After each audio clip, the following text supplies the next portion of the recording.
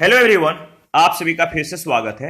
ये घटना चक्र हिस्ट्री का डिस्कशन है और हम लोग आधुनिक भारतीय इतिहास को डिस्कस करें, जिसमें हमारा टॉपिक चल रहा है सामाजिक एवं धार्मिक सुधार आंदोलन।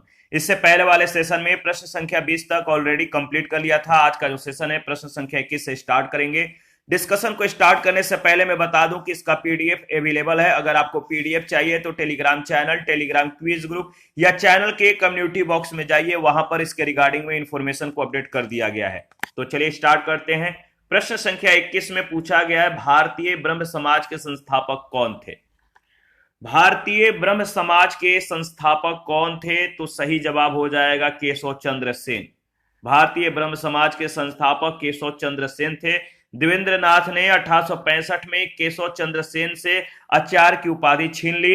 इसके बाद केशव चंद्र सेन मौलिक ब्रह्म समाज से अलग हो गए और देवेंद्रनाथ टैगोर की तहत जो है समाज की मूल शाखा ने स्वयं को आदि ब्रह्म समाज के नाम से पुकारा। आचार्य केशव चंद्र सेन के नेतृत्व वाले गुट ने अपने को भारतीय ब्रह्म समाज या नवीन ब्रह्म समाज का नाम दिया और 1878 में नवीन ब्रह्म समाज में पुनः जो है फूट पड़ी, जब केशव चंद्र सेन के द्वारा अपनी 13 वर्षीय पुत्री का विवाह बिहार के राजा से किए जाने के विरोध में आनंद मोहन बोस और शिवनाथ शास्त्री के द्वारा साधारण ब्रह्म समाज की जो है स्थापना की गई। याद रखिएगा। प्रश्न संख्या नेक्स्ट 22 नंबर है, आदि ब्रह्म समाज की स्थापना किसने की? आदि ब्रह्म समाज की स्थापना किसने की?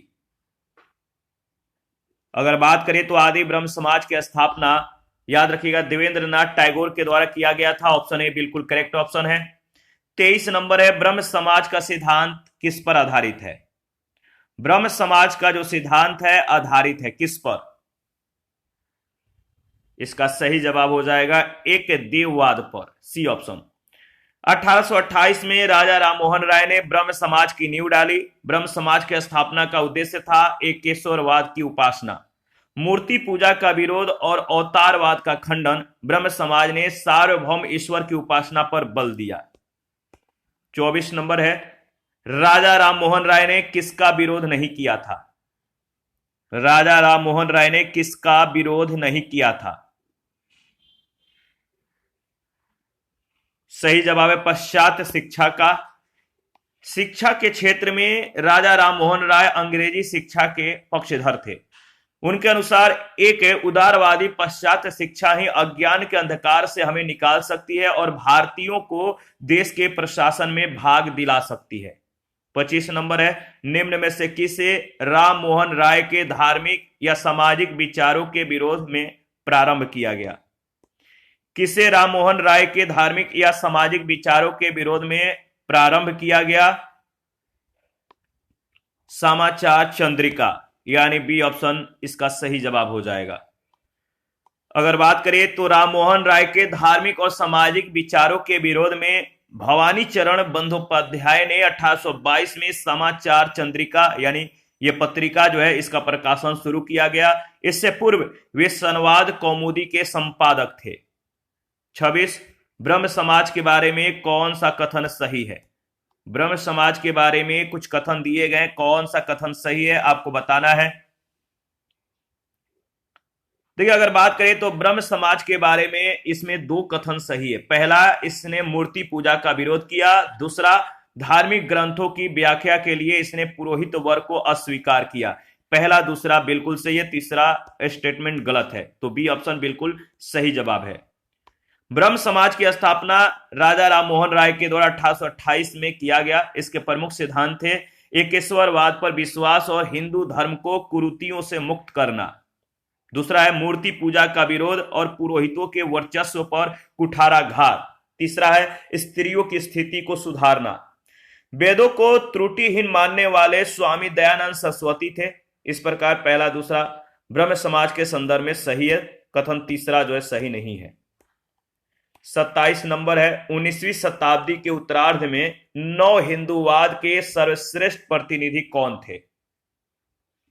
19वीं शताब्दी के उत्तरार्ध में नव हिंदूवाद के सर्वश्रेष्ठ प्रतिनिधि थे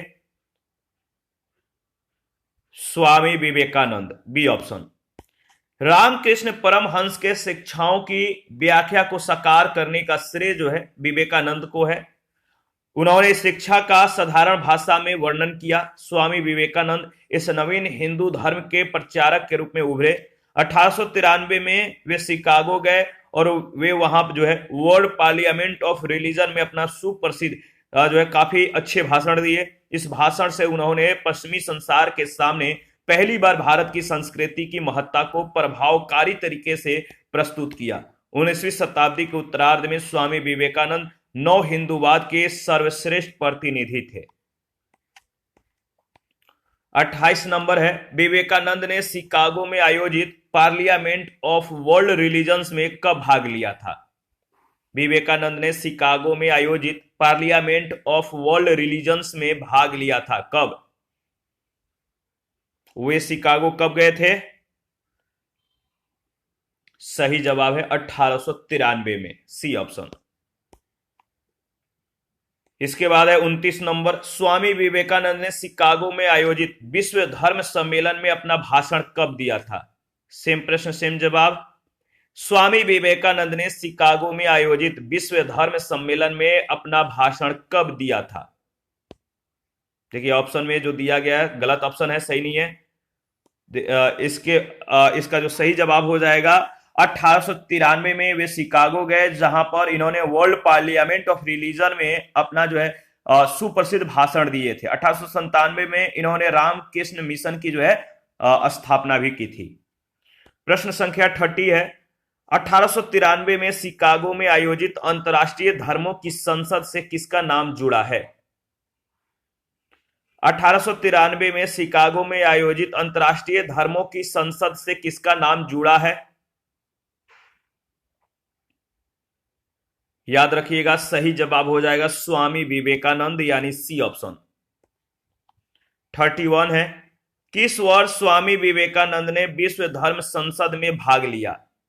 किस वर्ष स्वामी विवेकानंद ने विश्व धर्म संसद में भाग लिया?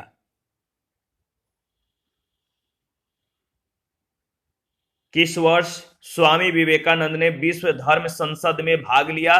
तो 1893, ऑप्शन ए बिल्कुल करेक्ट ऑप्शन है।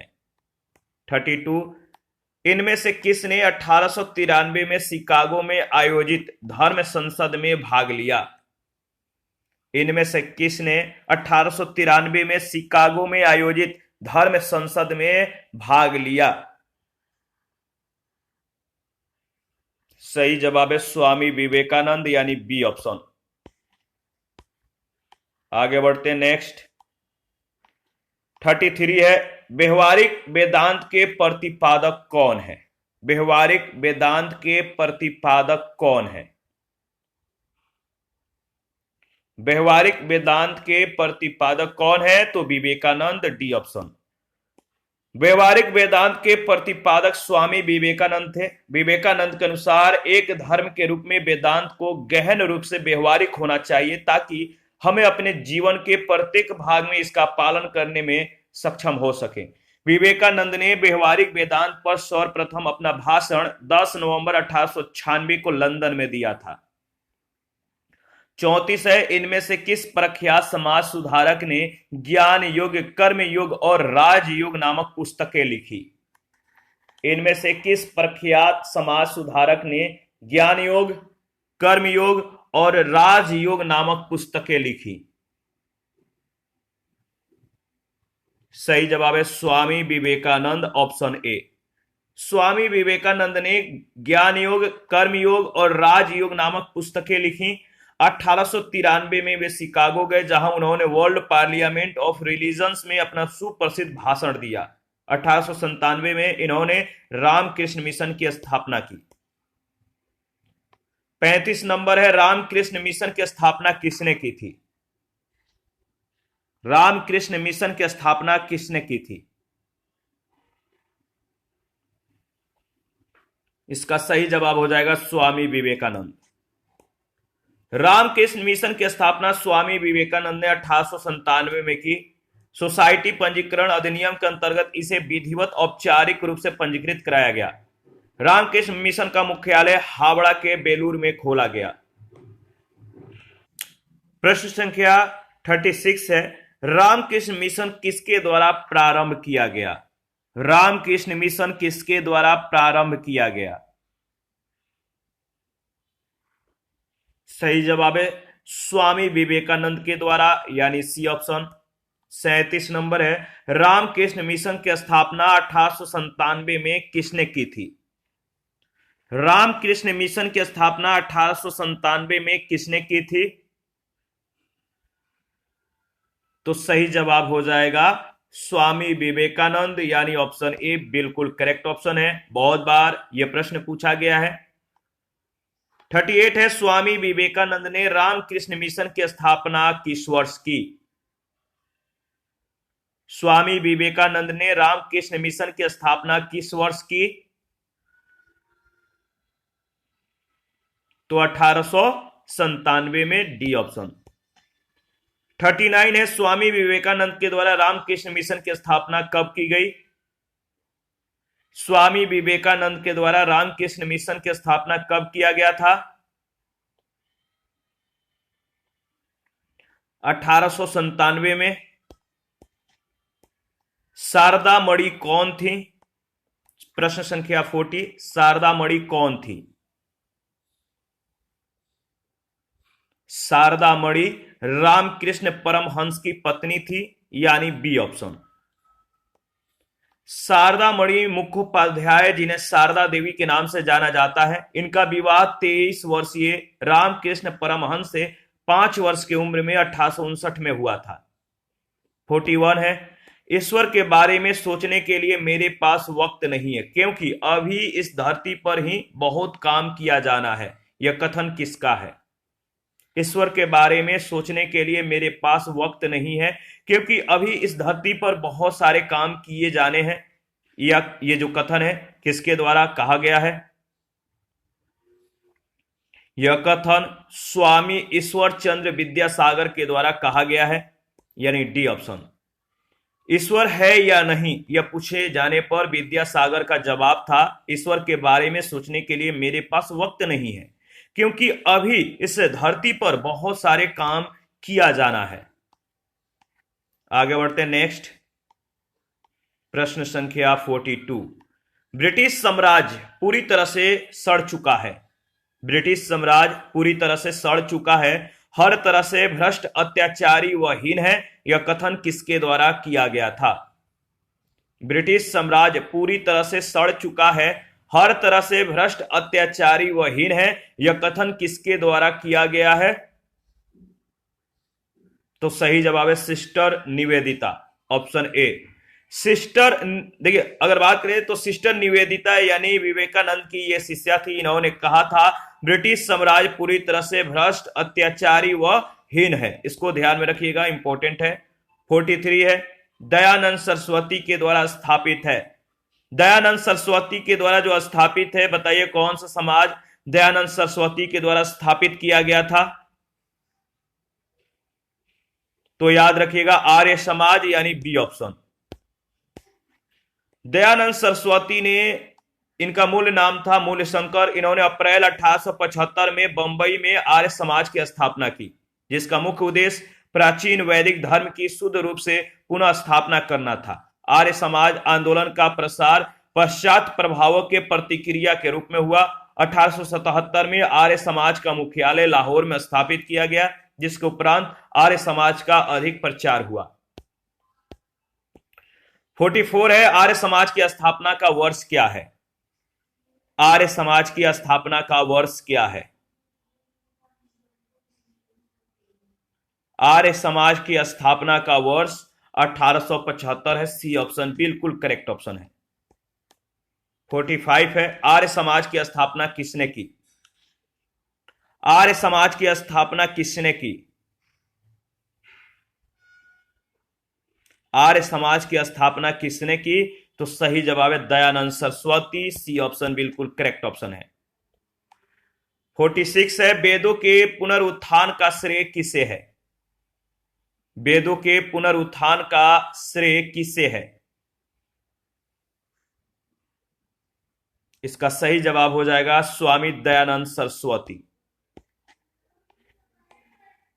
आर्य समाज के संस्थापक स्वामी दयानंद सरस्वती शुद्ध वैदिक परंपरा में विश्वास करते थे उन्होंने वेदों की ओर लौटो का नारा दिया था। उत्तर वैदिक काल से आज तक सभी अन्य मतों को उन्होंने पाखंड या झूठे धर्म की संज्ञा दी। 1867 में उन्होंने झूठे धर्मों का खंडन करने के लिए पाखंड खंडिनी पताका लहराई। स्वामी दयानंद सरस्वती वेदों को भारत के आधार स्तंभ के रूप में देखते थे। उनका विश्वास था कि हिंदू धर्म और वेद जिस पर भारत का पुरातन समाज टिका था, शाश्वत, अपरिवर्तनीय, धर्मातीत और दैवीय है। इसीलिए उन्होंने वेदों की ओर लौटो और वेद ही समस्त ज्ञान के स्रोत हैं, इसका नारा दिया। ठीक है, याद रखिएगा। स्वामी दयानंद को उनके धार्मिक सुधार प्रयासों के कारण भारत का मार्टिन लूथर किंग कहा जाता है। तो मार्टिन लूथर किंग किनको कहा जाता है? स्वामी दयानंद सरस्वती को, धार्मिक सुधार प्रयासों के कारण। 47 है, वेदों की ओर चलो किसने कहा था? यह नारा किसने दिया था? वेदों की ओर चलो, वेदों की ओर चलो का नारा किसने दिया था? तो याद रखिएगा, सही जवाब है दयानंद सरस्वती, बी ऑप्शन। 48 है, निम्न में से कौन भारत का मार्टिन लूथर कहलाता है? कौन भारत का मार्टिन लूथर कहलाता है? भारत का मार्टिन लूथर किसको कहा जाता है? सही जवाब है स्वामी दयानंद सरस्वती को। 49 है, सत्यार्थ प्रकाश की रचना किसने की थी? सत्यार्थ प्रकाश की रचना की गई थी किसके द्वारा? सत्यार्थ प्रकाश की रचना किसके द्वारा की गई थी? तो स्वामी दयानंद सरस्वती के द्वारा, डी ऑप्शन। मूल शंकर या स्वामी दयानंद का जन्म 1824 में गुजरात की मोरबी रियासत के एक ब्राह्मण कुल में हुआ था। उन्होंने 1860 में मथुरा में स्वामी विरजानंद से जो है वेदों के शुद्ध अर्थ और वैदिक धर्म के प्रति अगाध श्रद्धा प्राप्त की। 1867 में उन्होंने पाखंड खंडिनी पताका लहराई। 1875 में उन्होंने बंबई में आर्य समाज की स्थापना की। उनके विचार उनकी प्रसिद्ध पुस्तक सत्यार्थ प्रकाश में वर्णित है। उनकी अन्य रचनाओं में पाखंड खंडन, वेद भाष भूमिका, ऋग्वेद भाष, अद्वैत मत खंडन, पंच महायज्ञ विधि और वल्भाचार्य मत खंडन प्रमुख है। आगे बढ़ते हैं नेक्स्ट। 50 है, सत्यार्थ प्रकाश किसके द्वारा लिखा गया है? सत्यार्थ प्रकाश किसके द्वारा लिखा गया है? तो सही जवाब है दयानंद सरस्वती के द्वारा। 51 है, सत्यार्थ प्रकाश के लेखक कौन है? सेम जवाब, सेम प्रश्न सेम जवाब। सत्यार्थ प्रकाश के लेखक कौन है? तो इसका सही जवाब हो जाएगा स्वामी दयानंद सरस्वती, यानी ऑप्शन ई, इनमें से कोई नहीं। 52 है, सत्यार्थ प्रकाश पवित्र पुस्तक है किसकी? सत्यार्थ प्रकाश जो पुस्तक है वो किसकी है? किस समाज से जुड़ा हुआ है? ये आर्य समाज की पवित्र पुस्तक है, यानी ऑप्शन ए बिल्कुल करेक्ट ऑप्शन है। 53, पुस्तक सत्यार्थ प्रकाश के लेखक कौन थे? पुस्तक सत्यार्थ प्रकाश के लेखक कौन थे? सही जवाब है स्वामी दयानंद सरस्वती, सी ऑप्शन। 54, निम्नलिखित संगठनों में से किसने सुधी आंदोलन का समर्थन किया? निम्नलिखित संगठनों में से किसने सुधी आंदोलन का समर्थन किया? सही जवाब क्या होगा बताइए? तो आर्य समाज। किस संगठन ने? तो आर्य समाज ने सुधी आंदोलन का समर्थन किया, ऑप्शन ए। स्वामी दयानंद सरस्वती के द्वारा 1875 में बंबई में स्थापित आर्य समाज ने धर्म परिवर्तित हिंदुओं की हिंदू धर्म में वापसी के लिए शुद्धि आंदोलन का समर्थन किया था। 55 नंबर है, नीचे दो कथन दिए गए हैं। कथन ए, आर्य समाज आंदोलन ने हिंदुओं में आत्मविश्वास और आत्मनिर्भरता प्रदान किया।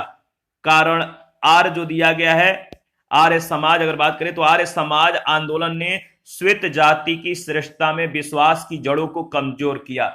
इन दोनों में से कौन सा कथन सही है? दोनों सही है या एक गलत है, दूसरा सही है, दूसरा गलत है, पहला सही है?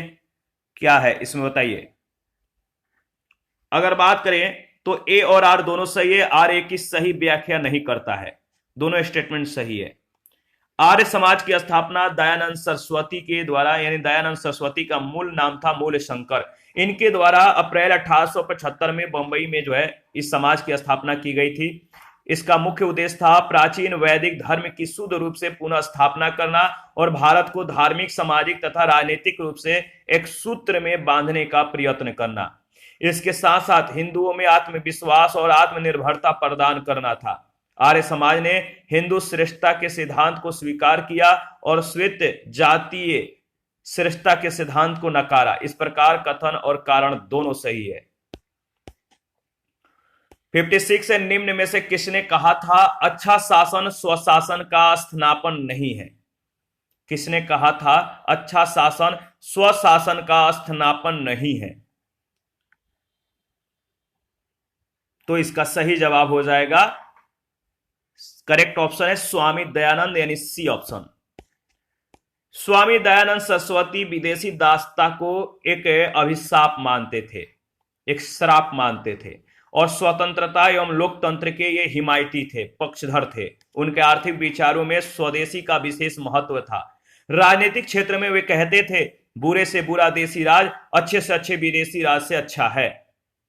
57, निम्न में से किस व्यक्ति ने सर्वप्रथम स्वराज शब्द का प्रयोग किया और हिंदी को राष्ट्रभाषा माना? किस व्यक्ति ने सर्वप्रथम स्वराज शब्द का प्रयोग किया और हिंदी को राष्ट्रभाषा माना? तो इसका सही जवाब हो जाएगा स्वामी दयानंद, बी ऑप्शन। आगे बढ़ते हैं, 2 पॉइंट है।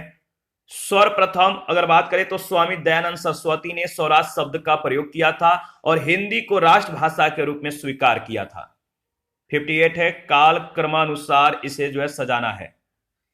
कालानुक्रम में इसको रखना है, रखिए, सजाइए, बोलिए इसमें सही क्रम क्या होगा?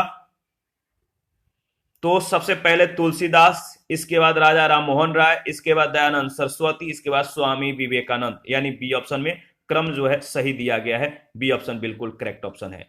तुलसीदास का काल 16वीं शताब्दी, राजा राम मोहन राय का 1772 से 1833, दयानंद सरस्वती का 1824 से 1883, विवेकानंद का 1863 से 1902। 59 है, निम्नलिखित में से किसने महाराष्ट्र में प्रार्थना समाज की स्थापना की थी? महाराष्ट्र में प्रार्थना समाज की स्थापना किसके द्वारा किया गया था? तो सही जवाब है आत्माराम पांडुरंग ने, यानी ऑप्शन ए। प्रार्थना समाज की स्थापना 1867 में बंबई में आचार्य केशव चंद्र के प्रेरणा से आत्माराम पांडुरंग के द्वारा की गई थी। महादेव गोविंद रनाड़े संस्था से 1869 में जुड़े और इसके मुख्य संचालक बने। इस संस्था का प्रमुख उद्देश्य जाति प्रथा का विरोध और स्त्री पुरुष की विवाह की आयु में वृद्धि, विधवा विवाह, स्त्री शिक्षा को प्रोत्साहन देना था। रानाडे का सामाजिक सुधार आंदोलन 19वीं शताब्दी के अंत तक सफलतापूर्वक जारी रहा। 60 नंबर है, आर्य समाज संस्थापक थे। आर्य समाज संस्था के संस्थापक कौन थे? आर्य समाज संस्था के संस्थापक कौन थे? सही जवाब है, अगर बात करें तो देखिए, इससे ऊपर वाला जो प्रश्न था, इससे पहले का जो प्रश्न था, उसके बारे में हम लोगों ने डिस्कस किया है। तो सही जवाब हो जाएगा आर्य प्रार्थना समाज। अगर बात करें प्रार्थना समाज के जो संस्थापक थे वो कौन थे, तो याद रखिएगा प्रार्थना समाज के संस्थापक आत्माराम पांडुरंग ने किया था। यानी इसमें जो ऑप्शन दिया गया नहीं दिया गया है, तो सही ऑप्शन नहीं है। 61 है, प्रार्थना समाज के संस्थापक कौन थे? प्रार्थना समाज के संस्थापक थे आत्माराम पांडुरंग, ऑप्शन ए। 62, महाराष्ट्र में प्रार्थना समाज का मुख्य संचालक कौन था? महाराष्ट्र में प्रार्थना समाज का मुख्य संचालक कौन था? एमजी रानाडे। 63, देव समाज का संस्थापक निम्न में से कौन था? देव समाज का संस्थापक निम्न में से कौन था?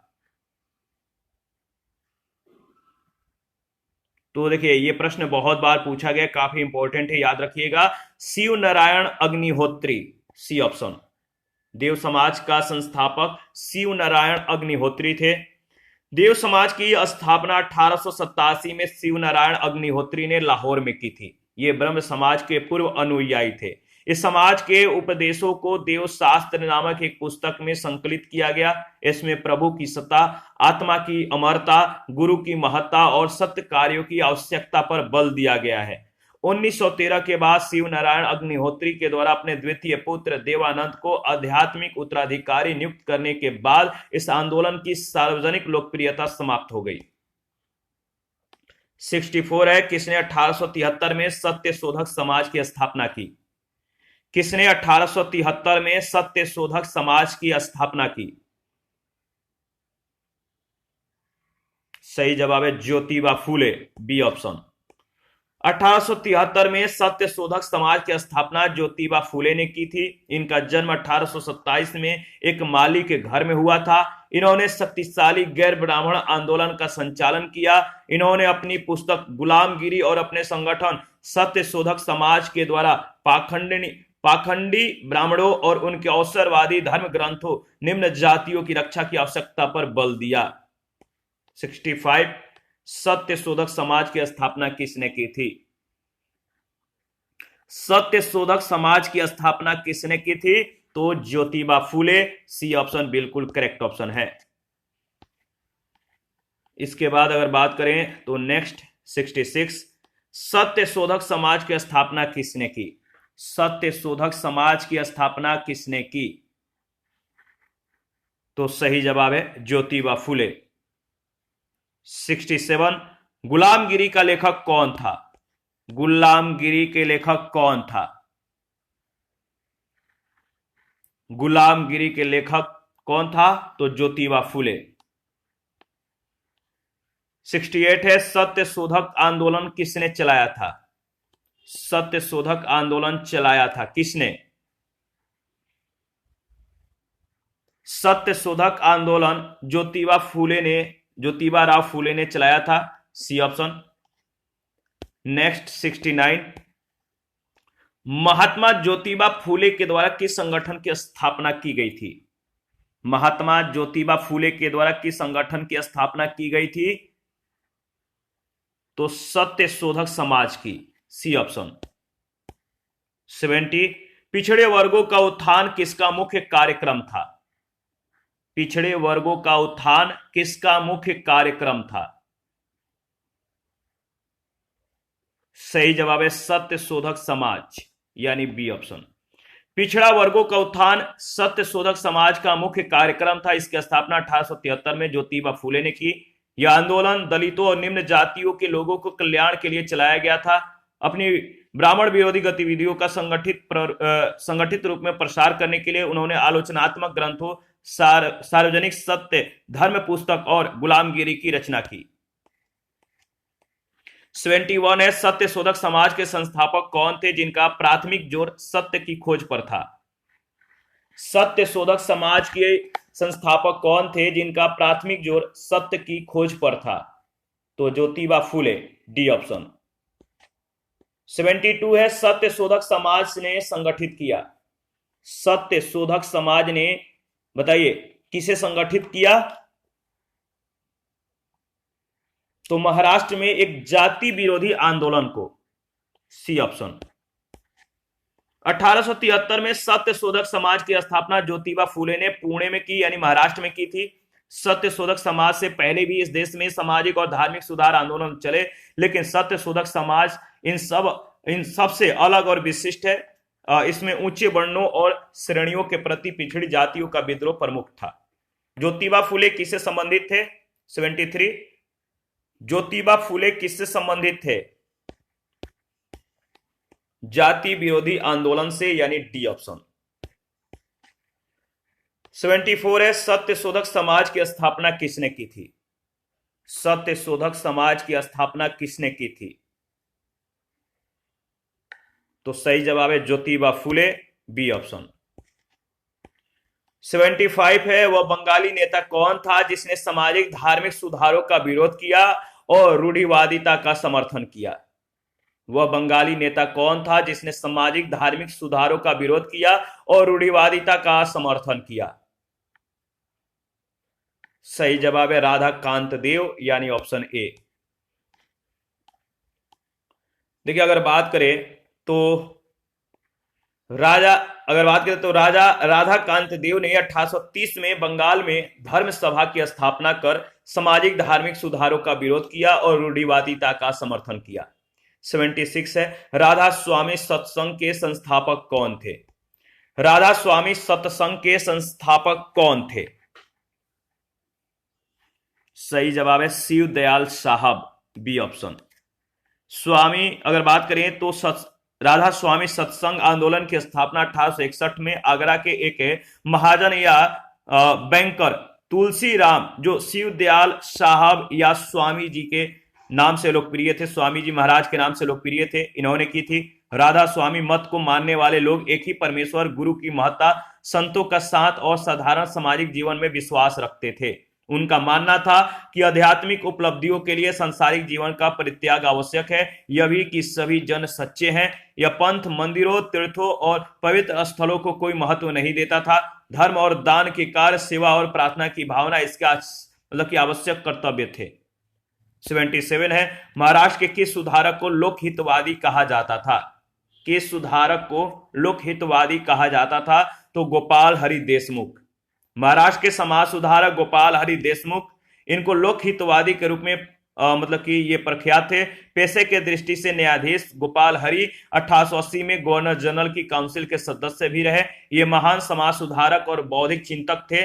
इन्होंने बौद्धिक दृष्टिकोण का परिष्कार करने और देश की समस्याओं का समाधान करने के लिए लोगों के सम्मुख जो है आत्मनिर्भर बनने और पश्चिमी शिक्षा की आवश्यकता का पक्ष प्रस्तुत किया।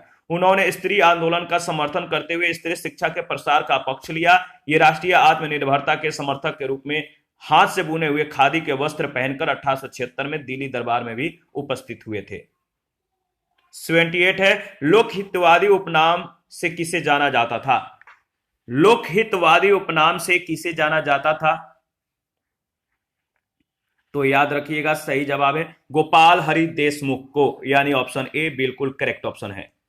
79, महाराष्ट्र में विधवा पुनर्विवाह के लिए अभियान का नेतृत्व किसने किया? महाराष्ट्र में विधवा पुनर्विवाह के लिए अभियान का नेतृत्व किया था, बताइए किसने? तो विष्णु परशुराम पंडित ने। महाराष्ट्र में विधवा पुनर्विवाह के लिए प्रथम अभियान का नेतृत्व परशुराम पंडित यानी विष्णु शास्त्री ने किया। उन्होंने 1850 में विडो रीमैरिज एसोसिएशन की स्थापना की और साथ ही विधवा पुनर्विवाह आंदोलन भी चलाया। B.M. मालाबारी बाल विवाह प्रथा को वैधानिक रूप से समाप्त करने के लिए प्रसिद्ध हैं।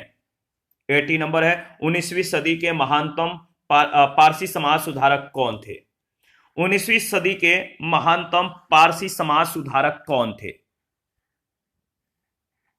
तो सही जवाब हो जाएगा बहरामजी एम मालाबारी, यानी डी ऑप्शन।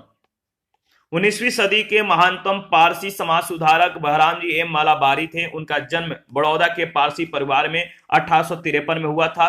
इन्होंने बाल विवाह के खिलाफ और विधवा विवाह के समर्थन में एक परिपत्र का संपादन किया। 1891 ईस्वी का जो सम्मति आयु अधिनियम था, एज ऑफ कंसेंट एक्ट, इन्हीं के प्रयासों से पारित हुआ था। 81, the age of consent act किस वर्ष पारित हुआ? The age of consent act किस वर्ष पारित हुआ? तो 1891 में। उसका प्रधान जो संबल था यानी प्रिंसिपल 40 सामाजिक और धार्मिक सुधार, उसने सामाजिक बुराइयों के निराकरण के लिए विधान निर्माण का सहारा लिया। बाल विवाह पर्दा प्रथा उन्मूलन के लिए अविराम परिश्रम किया। सामाजिक समस्याओं पर राष्ट्रीय स्तर पर विचार विमर्श को प्रोत्साहित करने के लिए उसने भारतीय राष्ट्रीय सामाजिक सम्मेलन का उद्घाटन किया, जिसका अधिवेशन बहुत वर्षों तक भारतीय राष्ट्रीय कांग्रेस के साथ साथ होते रहे। इस उद्धरण में संकेतित व्यक्ति हैं कौन? यह उद्धरण किसके बारे में है? तो याद रखिएगा सही जवाब हो जाएगा किसके बारे में है? तो महादेव गोविंद रनाडे। महादेव गोविंद रनाडे, यानी सी ऑप्शन में दिया गया है। भारतीय राष्ट्रीय सामाजिक सम्मेलन की स्थापना 1887 में एम.जी. रनाडे और रघुनाथ राव के द्वारा की गई थी। यह जो सम्मेलन था, इसका प्रमुख उद्देश्य था बहुविवाह, बाल विवाह, कुलीनवाद, इन जैसी प्रथाओं का समापन करना। इस सम्मेलन का अधिवेशन कई वर्षों तक भारतीय राष्ट्रीय कांग्रेस के साथ साथ होता रहा। इसी के साथ आज का जो सेशन है समाप्त करते हैं। नेक्स्ट सेशन में बचे हुए प्रश्न को कवर करेंगे। आप अपना प्रतिक्रिया देते रहें, आपके प्रतिक्रियाओं का हमें बेसब्री से इंतजार रहता है। जिन लोगों ने Telegram channel, Telegram quiz group, Facebook page, Instagram को ज्वाइन नहीं किया, वीडियो के डिस्क्रिप्शन बॉक्स में उसका लिंक है, आप ज्वाइन कर सकते हैं और प्लीज हमें सपोर्ट कीजिए। Thank you.